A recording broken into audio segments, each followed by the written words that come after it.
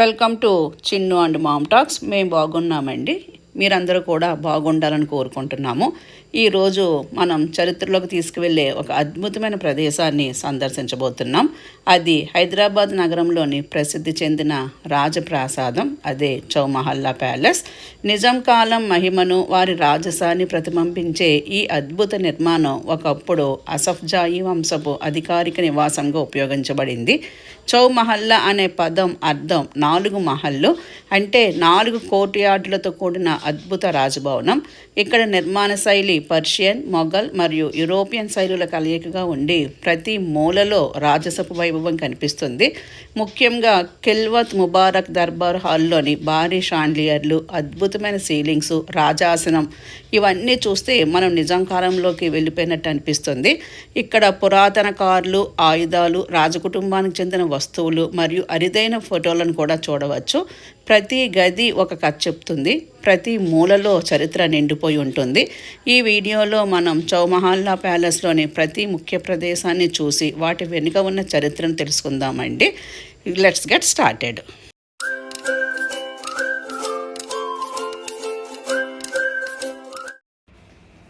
ఇది Chowmahalla palace entry gate అండి. ఇక్కడ మనం టికెట్ తీసుకోవాలి.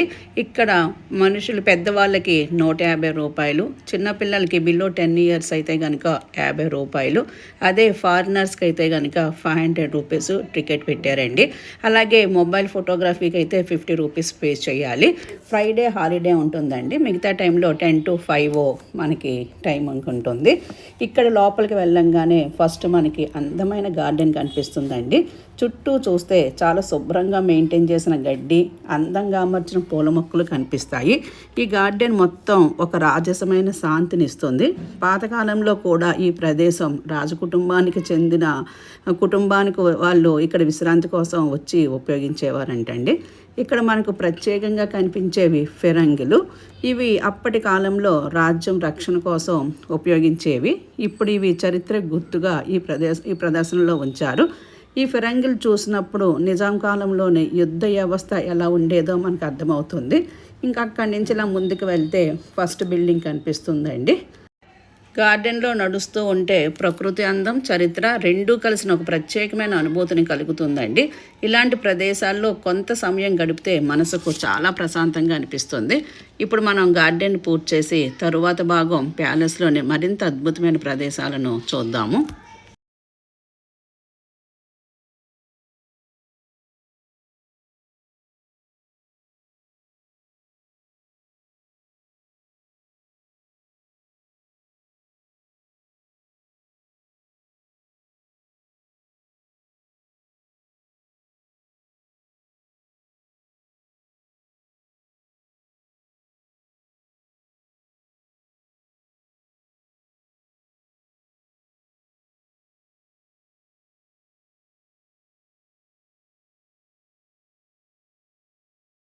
ఇప్పుడు మనం చౌమహల్లా ప్యాలెస్లోని హృదయం లాంటి ప్రదేశంలో నిలబడి ఉన్నామండి. అదే ఖిల్వత్ ముబారక్ దర్బార్ హాలు. ఈ హాలులోకి అడుగుపెట్టిన క్షణం నుంచి మనం ఈరోజు ప్రపంచాన్ని మర్చిపోయి శతాబ్దాల క్రితం నిజాం కాలంలోకి ప్రయాణం చేస్తున్నట్టుగా అనిపిస్తుంది. ఈ విశాలమైన హాలు మధ్యలో నిలబడి ఒకసారి చుట్టూ చూస్తే తెల్లటి మార్బుల్ ఫ్లోర్ మీద పడుతున్న వెలుగు, ఎత్తైన సీలింగ్ నుంచి వేలాడుతున్న భారీ షాండ్లియర్లు, గోడలపై ఉన్న అద్భుతమైన అలంకరణలు ఇవన్నీ కలిపి ఒక రాజసమైన వాతావరణాన్ని సృష్టిస్తాయి. ఇది కేవలం ఒక భవనం కాదు, ఇది ఒక కాలం, ఒక సంస్కృతి, ఒక చరిత్ర. ఈ హాల్ పేరు ఖిల్వత్ ముబారక్, అంటే పవిత్రమైన సభస్థలం. ఇక్కడే నిజాం రాజులు తమ అధికారాన్ని ప్రదర్శించేవారు.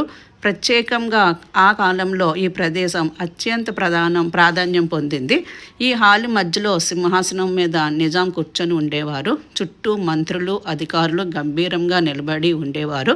సభ ప్రారంభం కావడానికి ముందే ఒక గంభీరమైన నిశ్శబ్దం వ్యాపించి ఉండేదంటండి. ఆ కాలంలో ఈ హాలులో జరిగే ప్రతి సభ ఒక ప్రత్యేకమైన సంఘటన. ఇక్కడ తీసుకునే నిర్ణయాలు రాజ్యాన్ని ప్రభావితం చేసేవి. ఈ హాల్లోని షాండ్లియర్లు కూడా ఒక ప్రత్యేక కథ చెప్తాయి. వీటిని యూరప్ నుండి తెప్పించారని చెప్తారు. అక్కడి నుంచి చూస్తే ఇక్కడి నుంచి ఇలా మ్యూజియం లాగా పెట్టారండి. అన్నీ కూడా రాజసింహాసనం అన్నీ కూడా వెండితో తయారు చేసి ఆ పీసులు ఇలాగా షోకేస్లో ఇప్పటికీ మనకి ప్రదర్శనలకి అందుబాటులో ఉంచారు. ఆ హాలులో ఆ బిల్డింగ్లో తిరుగుతుంటే ప్రతిదీ కూడా రాజసం అండి. అన్నీ కూడా వెండి వస్తువులు. అక్కడ ఉండే ప్రతి నమూనా, అలాగే హైదరాబాద్లోని ఉండే వాళ్ళ బిల్డింగ్లు అన్నీ కూడా వెండితో తయారు చేసి ఇక్కడ ఇలా ప్రదర్శనకు ఉంచారు.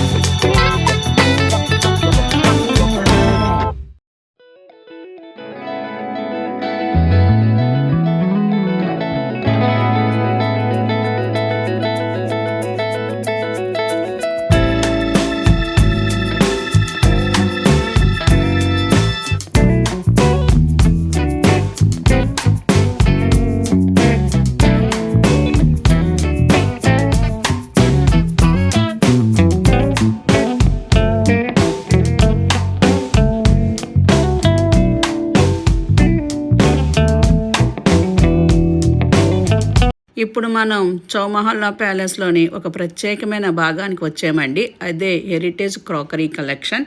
ఇది చూసిన వెంటనే మనం అర్థం చేసుకోవచ్చు, ఇదేదో నార్మల్గా కిచెన్లో వాడే చిన్న చిన్న వస్తువులు కాదు. ఇది రాజసపు జీవన శైలికి ప్రతిబింబం. ఈ గ్లాస్ షెల్ఫ్స్లో అమర్చిన ప్రతి ప్లేటు, ప్రతి కప్పు, ప్రతి టీ సెట్ ఒక కథ చెప్తుంది. నిజాం కాలంలో రాజకుటుంబం వాడిన ఈ క్రాకరీ వారి రుచిని, వారి స్థాయిని, వారి సొగసును మనకు చూపిస్తుంది. ఈ ప్లేట్లపై ఉన్న డిజైన్స్ గమనిస్తే బంగారపు అంచులు, సున్నితమైన పూల ఆకృతులు, యూరోపియన్ స్టైల్ పెయింటింగ్స్ ఇవన్నీ కలిపి ఒక కళాఖండంలా కనిపిస్తాయి. కొన్ని సెట్లు ప్రత్యేక సందర్భంలో మాత్రమే ఉపయోగించేవి, అలాగే కొన్ని సెట్స్ కొన్ని అతిథులకు మాత్రము ప్రత్యేకంగా ఉంచేవారంటండి. ఒక్కసారి ఊహించండి, ఒక పెద్ద డైనింగ్ హాలు, పొడవైన టేబుల్, ఈ అందమైన ప్లేట్లు కప్పులు అమర్చబడి ఉండి చుట్టూ కుటుంబ సభ్యులు అతిథులు కూర్చొని భోజనం చేస్తున్నట్లు ఆ దృశ్యం ఎంత అద్భుతంగా ఉండేదో కదా. ఈ టీ సెట్లు కూడా చాలా ప్రత్యేకం. చిన్న చిన్న కప్పులు, సున్నితమైన హ్యాండిల్స్, అద్భుతమైన పెయింటింగు, ఇవన్నీ కూడా అప్పట్లో చేత్తో తయారు చేసినవండి. ఆ కాలంలో కళాకారుల నైపుణ్యం ఎంత ఉన్నతంగా ఉందో ఇవి స్పష్టంగా చెప్తున్నాయి. ఈ క్రాకరీ కేవలం ఉపయోగించే వస్తువులు మాత్రమే కాదు, ఇది ఒక సంస్కృతి, ఒక సంప్రదాయం, ఒక జీవన విధానానికి ప్రతీకలు. ఇప్పుడు మనం ఈ కలెక్షన్ చూస్తూ ఉంటే మనకు ఒక విషయం అర్థమవుతుంది. చరిత్ర అనేది పెద్ద పెద్ద సంఘటనలలో మాత్రమే కాదు, ఇలాంటి చిన్న చిన్న వస్తువుల్లో కూడా దాగి ఉంటుంది. ఈ హెరిటేజ్ క్రాకరీ మనకి గతాన్ని దగ్గరగా చూపించే ఒక కిటికీ లాంటిది. దీని ద్వారా మనం నిజాం కాలపు రాజసాన్ని, వారి జీవన శైలిని మనం ఇక్కడ చూడగలుగుతున్నాము.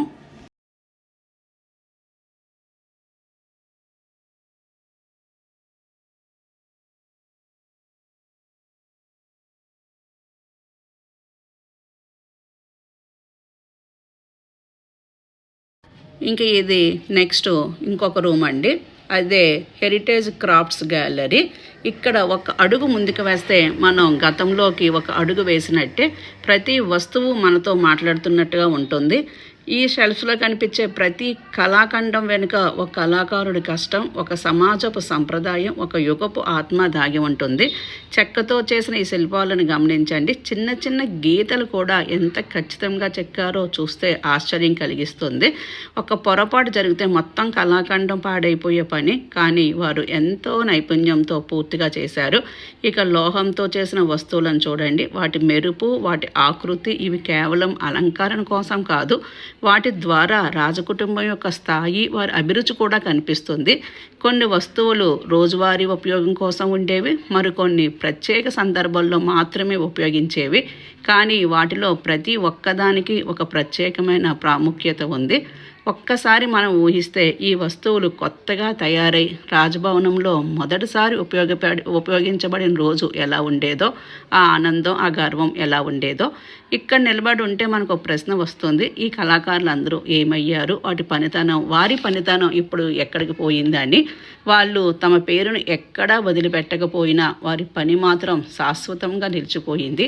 ఇదే నిజమైన కళ. కళాకారుడు కనబడకపోయినా అతని సృష్టి శాశ్వతంగా నిలిచిపోవడం.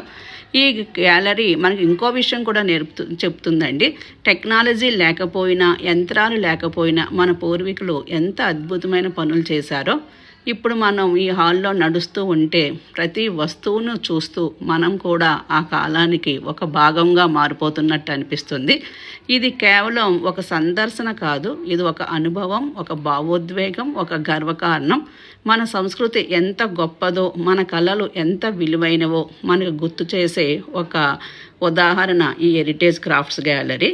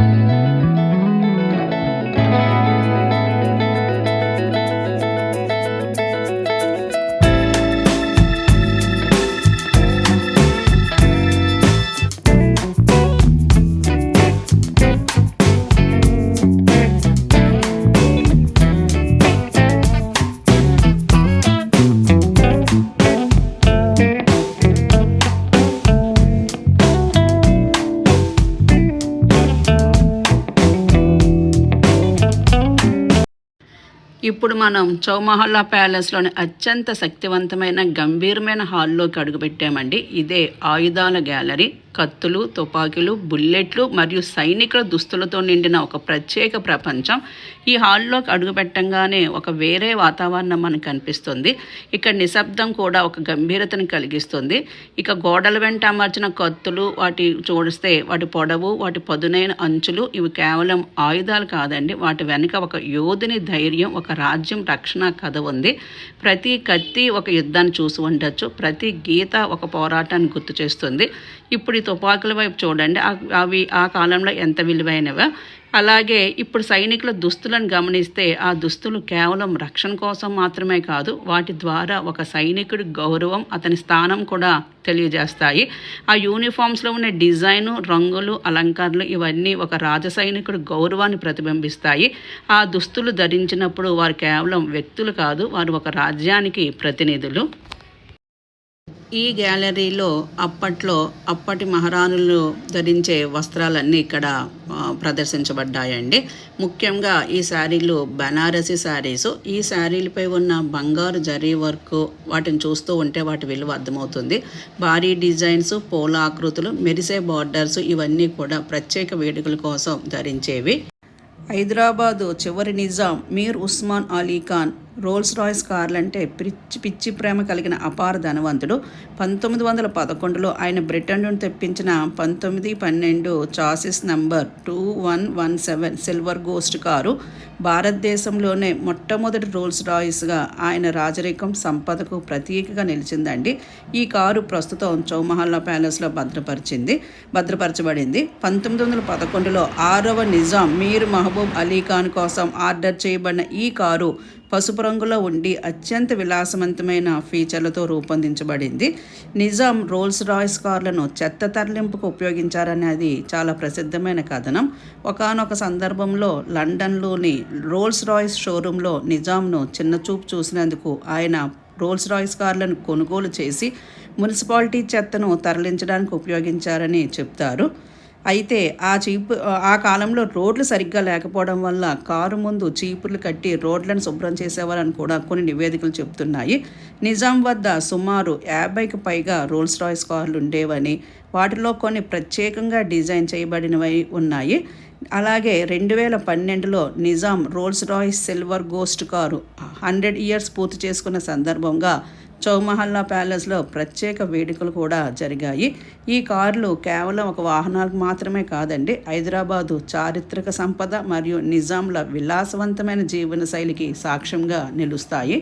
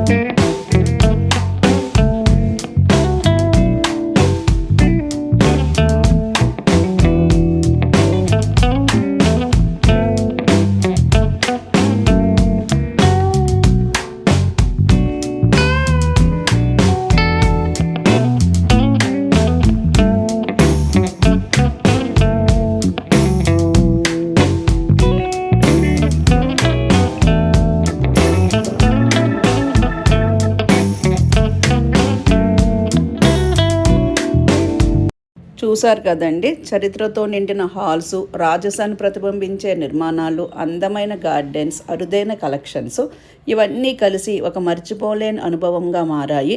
ఈ ప్రయాణంలో మనం కేవలం ఒక ప్యాలెస్ చూడలేదండి, ఒక యుగాన్ని, ఒక సంస్కృతిని, ఒక రాజసపు జీవన విధానాన్ని చూసాము.